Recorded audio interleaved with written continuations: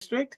This evening, we have our Executive Director of Operations, Steve Summers, our Director of Business Services, Alexandra Dye, otherwise known as Allie, and we also have our Communications and Engagement Specialist, Annie Blackburn, with us this evening.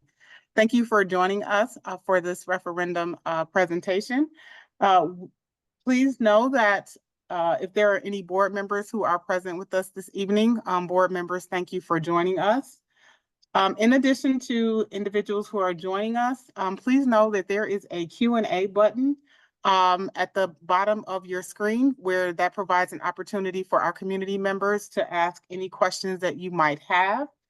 We ask that you allow Steve and Allie to get through the presentation, and we will answer everyone's questions at the end.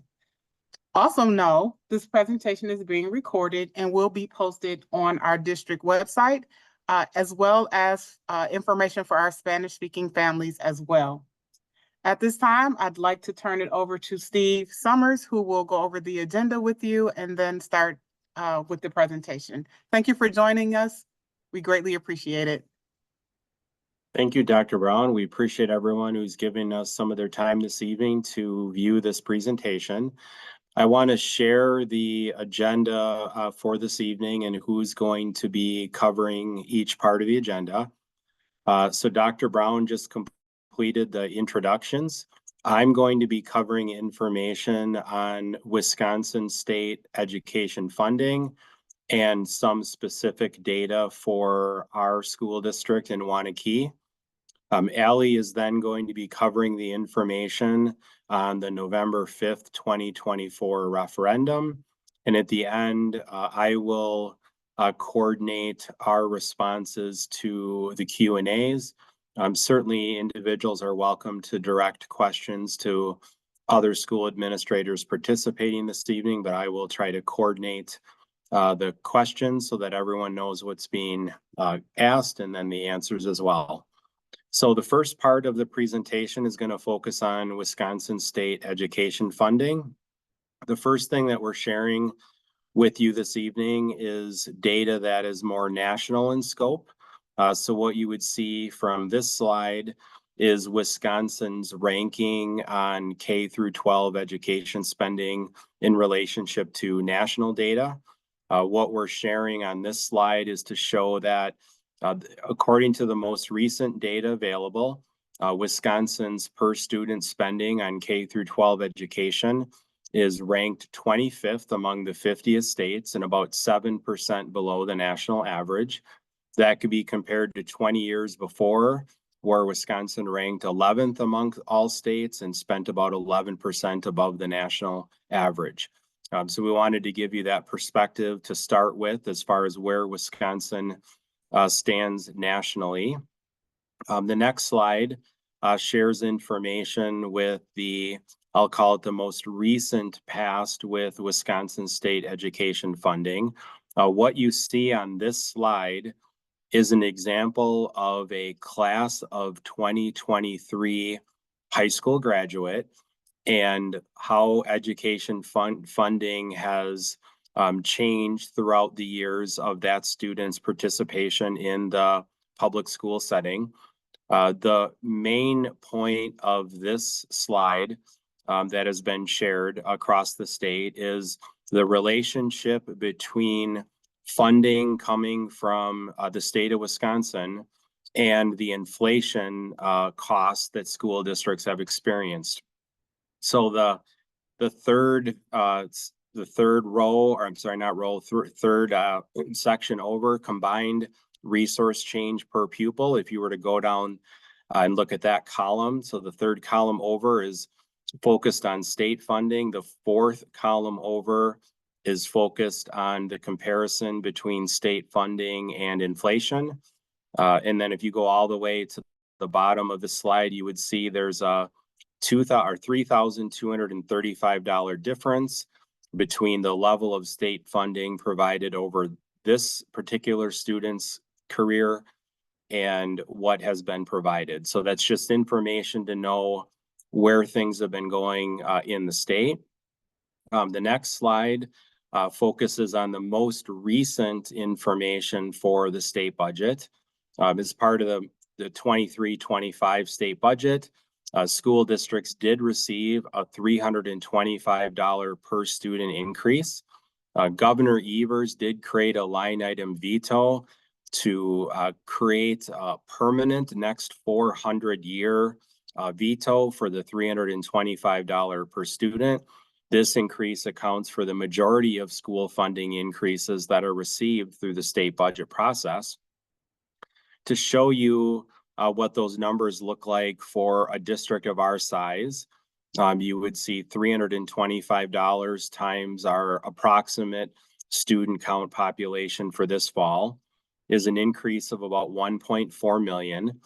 And to compare it to the inflationary cost increases, what you would see is the consumer price index, or the CPI, increase and compensation system increases for our staff is 2.2 million.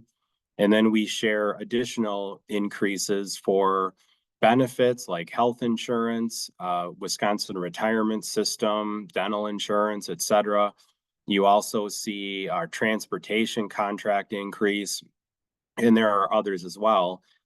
So you can see the difference between the revenues coming in at $325 per student and really the cost of maintaining our costs moving forward for a school system of our size. The next slide focuses in on a video. We're going to share information with everyone this evening. Again, at a high level, this provides an overview of the state education funding system. So we're going to hit play in 3, 2, 1. Our public schools are the cornerstone of our community. The education and opportunities we provide for students today shape their futures and ours. Schools, like any organization, need money to operate. But in Wisconsin, funding the needs of our schools has been a growing challenge. State policy limits how much school districts can spend. The vast majority of school funding comes from a combination of state dollars and local property taxes. It's called the revenue limit, and it acts as a cap per student that school districts can spend each year. Even if school costs go above this level, schools can't spend any more than this limit. From 1994 to 2009, these revenue caps were adjusted for inflation, which meant they helped schools keep up with ongoing needs. But since 2010, the resources districts need to survive have fallen farther and farther behind the basic costs to operate our schools. By the end of 2025, the revenue limit will have fallen more than $3,300 per student behind inflation. With a district of 1,000 students, that's a decrease of more than $3 million. What's more, each district has a different revenue cap, and these caps are not tied to the needs of the students or the costs to the schools that serve them.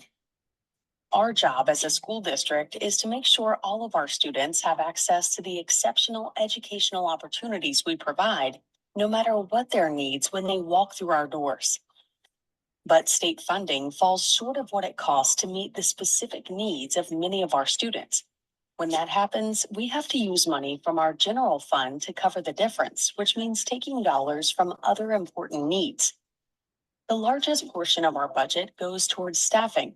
Our people are the heart of our schools. Without enough educators who instruct, support, and inspire learning, schools can't provide the lessons, programs, and opportunities our students deserve. Other important budget items include curriculum, technology, transportation, operations, and maintenance. School districts work hard to balance their budgets, yet resources for schools have been shrinking year after year since 2010. With costs growing so much faster than funding, districts are always looking for ways to trim costs and work smarter, like deferring needed school maintenance, cutting programs, reducing staff, and many other strategies. But schools can only cut so much before they start to harm educational opportunities for their students. To maintain class sizes, keep up with rising costs, take care of school buildings, and protect high-quality instruction, Many districts have turned to their community to help fill the state-imposed funding gap.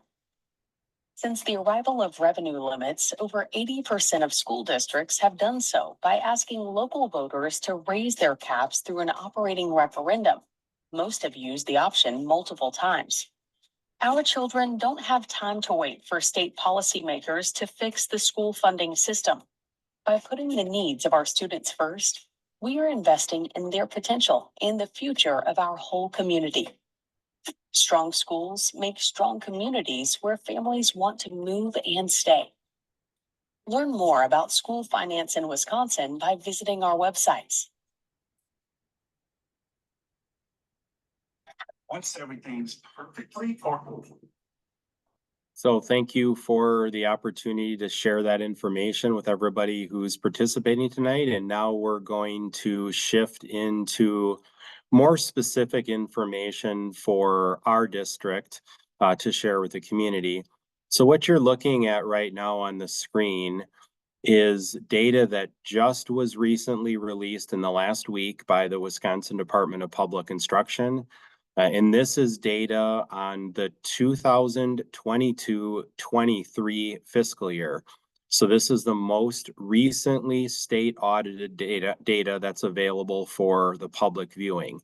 So what you see here is off on the left, the districts that we often compare ourselves to from a financial perspective. So these are suburban Madison area school districts that are of similar size and similar communities. You will notice we don't include Madison Metro, which is a much larger school system than the districts on the screen. We also don't include the smaller districts in Dane County and try to present to you data for districts that are as similar as possible. The chart shows the dollars spent on a per student basis for each of these districts. The average across all of these districts in Dane County is shown as $16,447. You can see Waunakee is at $15,926, just slightly below the Dane County average. And so to give the community some perspective on where the spending is for our school district, you can take a look at this data, which includes the two largest educational funds. That would be Fund 10, the general fund, and Fund 27, our special education fund. And then you have the opportunity to see where our district compares to other similar Dane County districts. The next slide shows information for all Dane County school districts on the topic of the tax rate. And just to make sure everyone's familiar with the term, the tax rate, what that means is all of the property value, that equalized property value in each of these school district communities is then divided by the total property tax levy that's approved by the school board to create what's called a tax rate per $1,000 of property, where you can see Waunakee is at $8.97 per $1,000 of value. This data is from last fall. So we are able to share the data from the most recent fiscal year, which is 2023-24. So you see in this example that Waunakee School's tax rate is about right in the middle of all of the Dane County communities. So again, we wanted to share you information so you can have perspective on where our tax rate is as well to surrounding communities. Allie, if you could go on to the next slide. We also are sharing a history with you this evening so that you have an opportunity to see what has our tax rate been over time. Tax rate management has been an important priority of the school board. As you can see, there was a period of time from 2018-19 to 21-22 where it was a high priority of the school board to keep the tax rate consistent from one year to the next. That goal did change in the fall of 22 and the fall of 23. as our community, like many communities in Wisconsin, experienced significant increases in property values. Because of the significant increases in property values, the board shifted the goal away from a consistent tax rate to a consistent property tax for our taxpayers. And in order to make sure that we could have as close as possible for the school property tax levy being consistent, the tax rate needed to decline accordingly. Off on the left-hand side of the chart, you will see that we've been tracking data on a new home that was built in our community in 2016. This is publicly available data that is viewable through the Access Dane website. This is a home that was constructed in the Westbridge neighborhood in the village of Waunakee.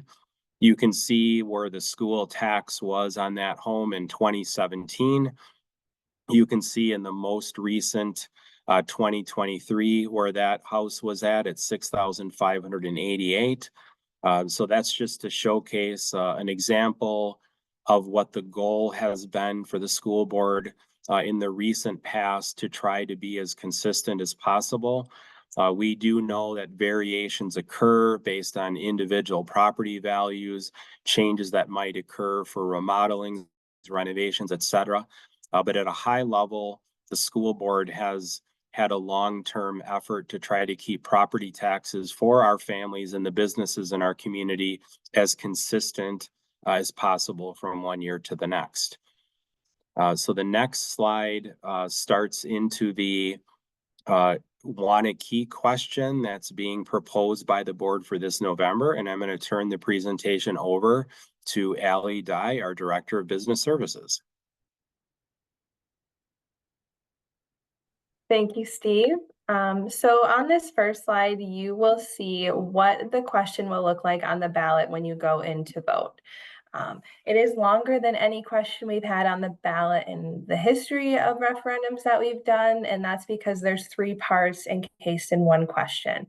I'll go through each of the 3 parts in the following slides, but just a couple things to note that this referendum, while it is being voted on this November, it is for the 25-26 school year and the 26-27 school year, not for the 24-25 school year. Another thing to note is that there are 3 parts in this question, but all questions have to be voted on yes or no. You cannot vote yes for a certain portion of the question and no for the others. This is a sample ballot from Dane County. When you go in to vote, you'll see our referendum question in the bottom right-hand corner. And here are the 3 pieces of the referendum for this fall. The first portion is $8.1 million in each year, and we're asking for this to maintain current programs and services. This portion of the referendum will be recurring, meaning that it would go on for forever. There's no end date to that portion of the referendum. The second part is increasing hourly employee compensation. Over the 2 years, we're asking for $1 million. This portion would also be recurring, meaning that it has no end date. The third portion of the question is increasing employee compensation costs. Over the 2 years, we're asking for $2.1 million, and this portion is non-recurring, meaning that after the 26-27 school year, this part would go away.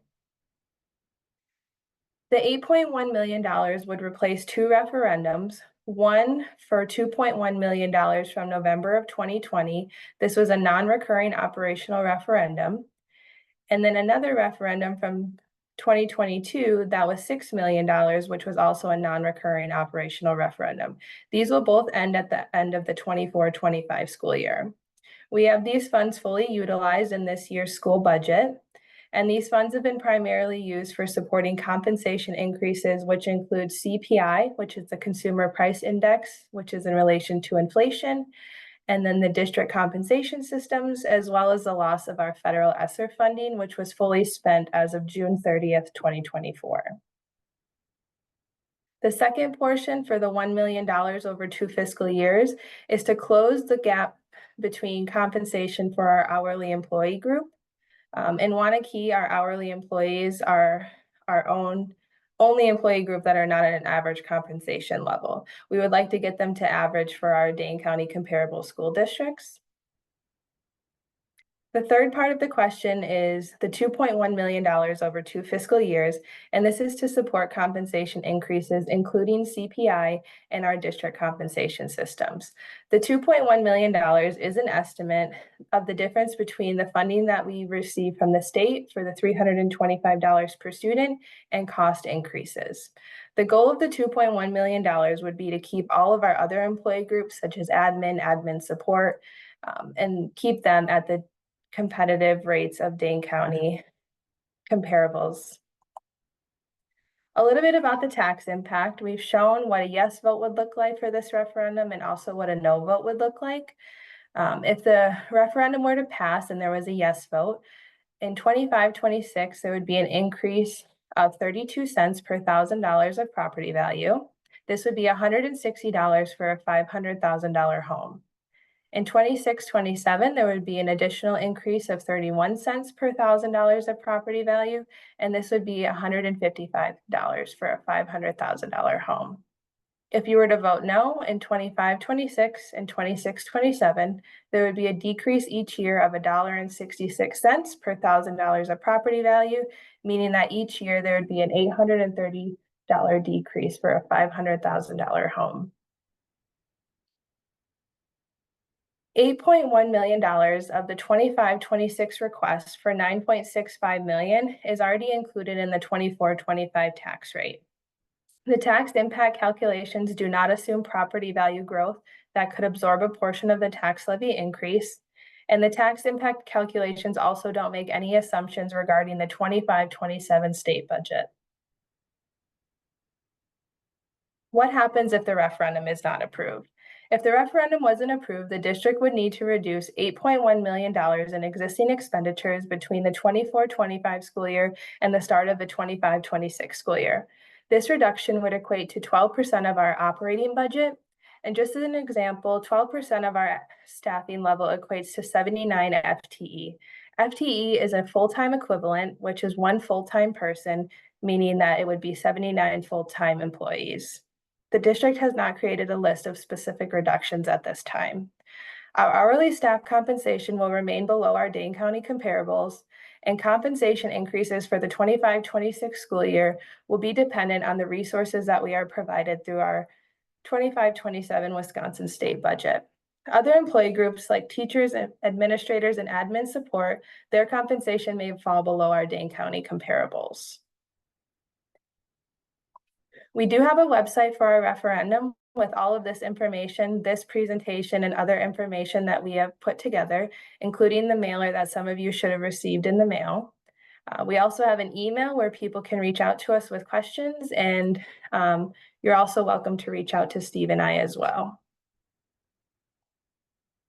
At this time, that concludes the presentation, and we'd be willing to answer any questions that you might have.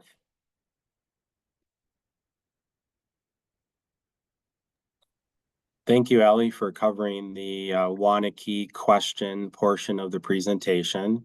To reiterate to all community members, you have multiple opportunities to communicate any questions or any feedback that you might have for us. We did include the referendum email address on the previous slide. That is monitored on a regular basis. We did respond to a question this morning. Any community members are welcome to use that email address, and we will get back to you as soon as possible.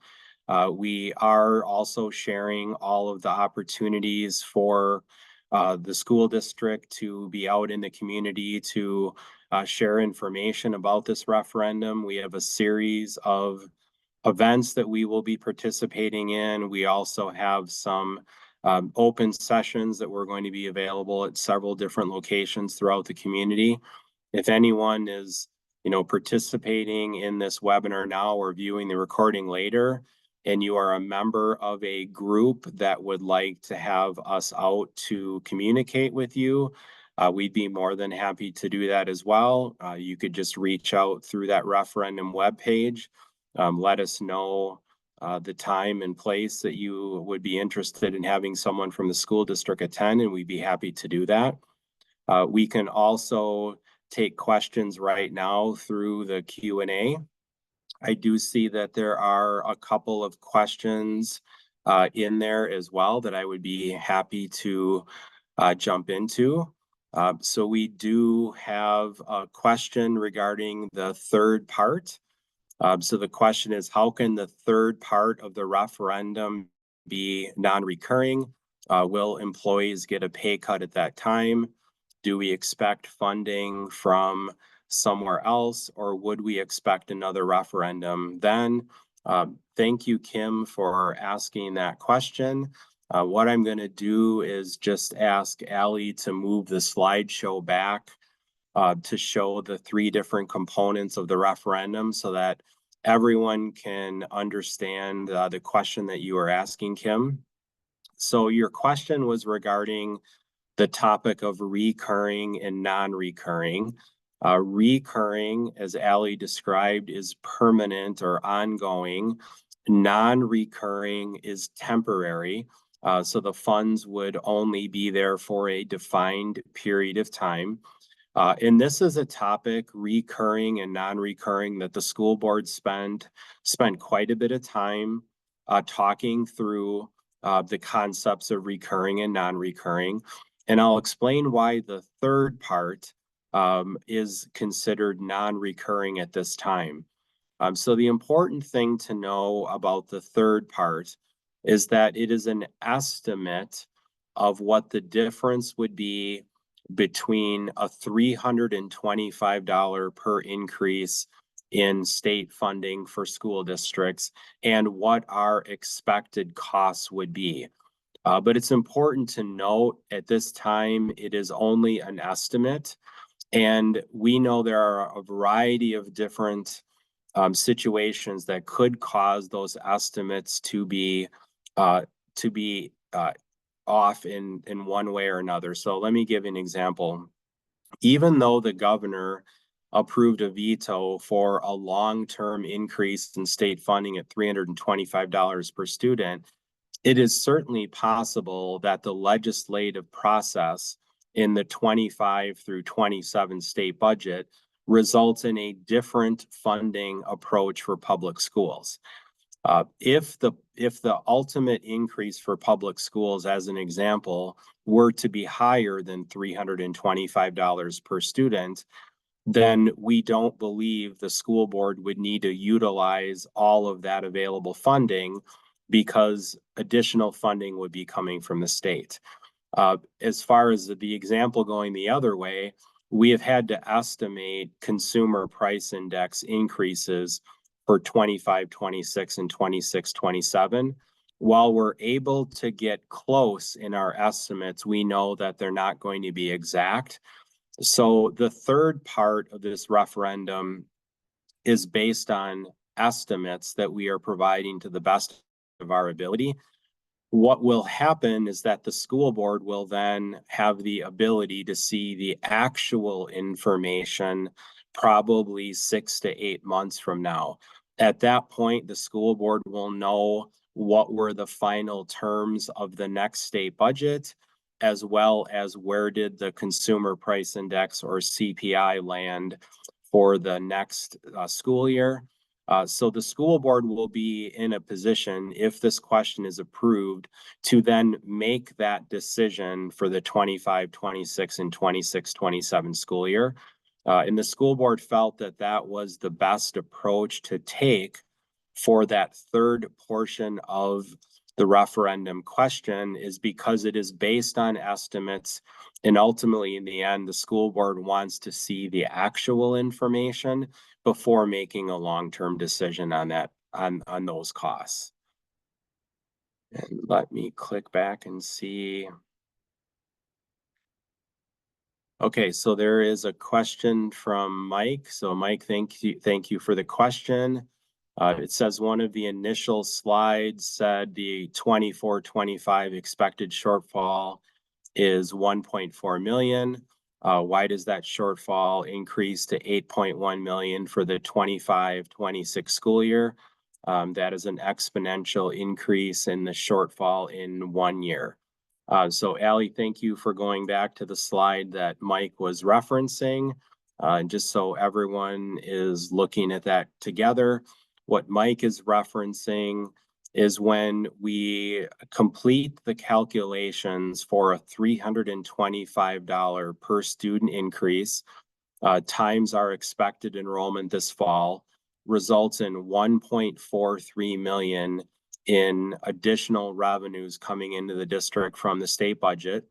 As the question indicates, as we identify costs like CPI, health insurance, transportation, that result in a approximate $1.5 million deficit for the 24-25 school year. In the 24-25 school year, that is the third year or final year of the operational referendum that was approved in November of 22. So it's important for me to share what that referendum looked like for the community. So that referendum included the ability for the school board to increase revenues in the 22-23 school year by 1 million. Then in the 23-24 school year by 3 million, and in the 26-27 or in 24-25 school year by another 3 million. So those changes are incremental as we go across the school district's fiscal year. So as an example, in the 24-25 school year, we have access to an additional $3 million from the operational referendum from November of 22. Those funds are being spent, the additional incremental $3 million is being spent in two ways. The first way is what you would see on the screen, which was the deficit that existed in the 24-25 school year. The second way in the 24-25 school year was to offset the loss of the federal ESSER funding. So our school board chose to spread the federal ESSER funding over several fiscal years. And so the loss of ESSER funding was in the $1.5 million range prior to the 24-25 school year. So the 1.5 million shortfall for the 24-25 school year, plus the loss of ESSER funding in the same range of 1.5 million, makes up the $3 million in incremental additional revenue that was available from the November 2022 operational referendum. At the conclusion of the 24-25 school year, the operational referendums from November of 2020 through November of 2022 totaled up to 8.1 million across all of those fiscal years. So when the 8.1 million is removed prior to the 25-26 school year, that creates an $8.1 million gap between revenues and expenses. So that's where the total of 8.1 million comes from, which is the incremental increase in the district's budget that has occurred since November of 2020 and then continued in November of 2022. The total of both of those together is the 8.1 million. And if the 8.1 million in revenues is removed from the district's budget, that's where the total disconnect of 8.1 million going back to 2020 comes from. So thank you for asking that question. Let me click over and see if there are others. So what is the CPI estimate for future years that is built into these cost estimates? What inflation rate did you use? So thank you for the question, Mike. So we did estimate CPI increases for future years. When we created the calculations, we reduced CPI by 0.5% into each fiscal year moving forward until it reached the 3% level. The Federal Reserve has a long-term goal of inflation being at 2%.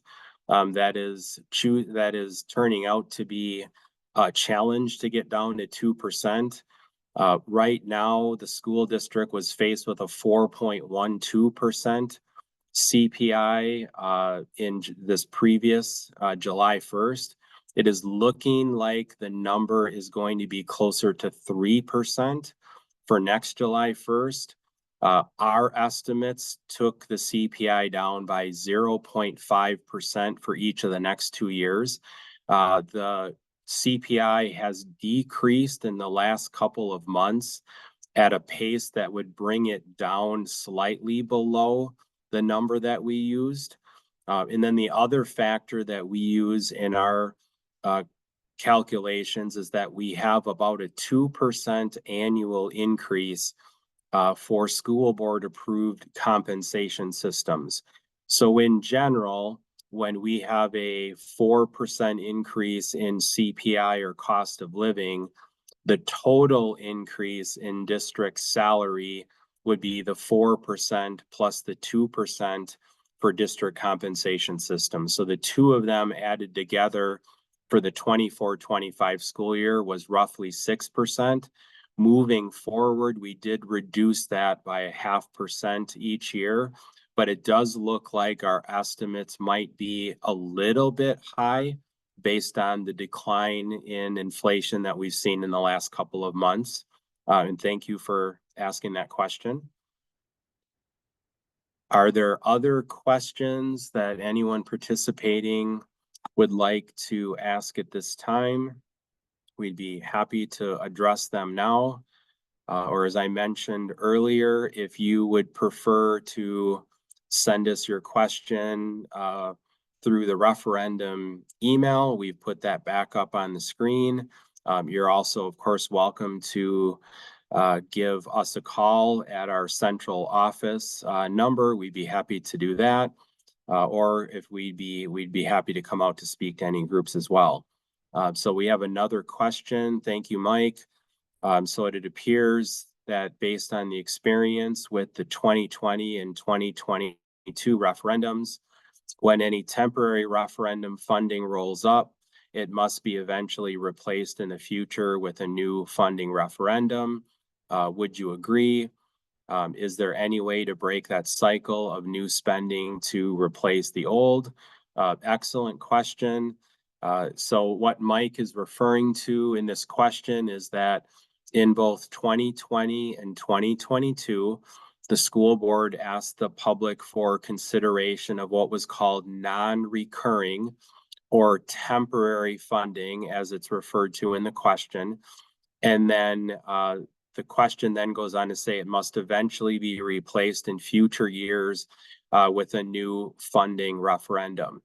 And I would go back to 2020 and identify that at that time, that wasn't the intent. And I'm going to ask Allie to go back a few slides to show the chart that included information on the state funding and what has occurred over time, just to share what happened after November of 2020. So I'm going to just call everyone's attention to the lines that say 2021-22 and 2022-23, and then the column that says combined resource change per pupil, which is the two formulas that are primarily used by the state for funding schools. And if you see in 2021-22 and 22-23, you see the number is 0, so the revenue limit formula was frozen. And in November of 2020, when the board asked for the first non-recurring referendum, the original intent behind that question, it was for operational expenses, but the initial focus was COVID reopening costs. So if we go back a few years, the board approved a significant investment in district HVAC systems, as well as a wide variety of expenditures for COVID reopening. What was not predictable at that time of November 2020 was the subsequent increases of 0 in 21-22 and 22-23. What replaced state funding in those years was federal ESSER funding. And federal ESSER funding, while very positive for school districts that received it, it varied significantly district by district based on several factors, and it wasn't permanent. It was short-term funding that was intended not to stay there long-term. And so what we have seen since 2020 is been the change in the 2 years worth of zeros. And then we did receive the $325 through the most recent state budget. But school boards were also faced with cost of inflation being at 8.1% in our previous fiscal year, along with the 4% this fiscal year. And so those were the factors that really were unpredictable in the most recent past. Moving forward, there should become better alignment between inflationary costs and the state budget. If the $325 remains moving forward, and if inflation continues to decline, the gap between revenues and expenditures will become closer together. So that's really the main question, is as the next state budget is being developed, how close is the revenue going to be coming from the state to the inflation that school districts are managing through cost of living increases to staff or other contracts like transportation, utilities, et cetera. So it's an excellent question. I would definitely say that, since 2020, it has been something that the school board has been managing through the changes in state funding. And as the video illustrated, more and more public schools in Wisconsin are seeking operational referendums to compare the difference really locally, but the difference between state funding and what inflationary increases are. So thank you for asking that question. I'm going to switch back to the question and see if there are any others. I'll give anyone another minute if there's any other questions that you wanted to add in. If not, I'm going to see if Dr. Brown had any closing statements that she wanted to make at the end of the presentation, unless any other questions come up. Let's just give a couple seconds here, see if anybody else wants to add a question. Doesn't appear if there are any other questions in our Q&A format. So just want to say thank you to the community for joining us this evening and asking wonderful questions. Thank you to Steve, Allie, and Annie for setting up the slide deck and conveying a message that the message that we want to give to our community as it relates to the question that will be on the November ballot. Jose, thank you for joining us this evening for helping us interpret for our Spanish-speaking families. And with that being said, as Allie and Steve both stated, if you have any additional information or any additional questions regarding the referendum, please feel free to visit our website or email us at the email address that's located on the slide deck. Again, thank you for your time this evening, and we look forward to seeing you all in the community. Thank you, and good night. Thank you, everybody.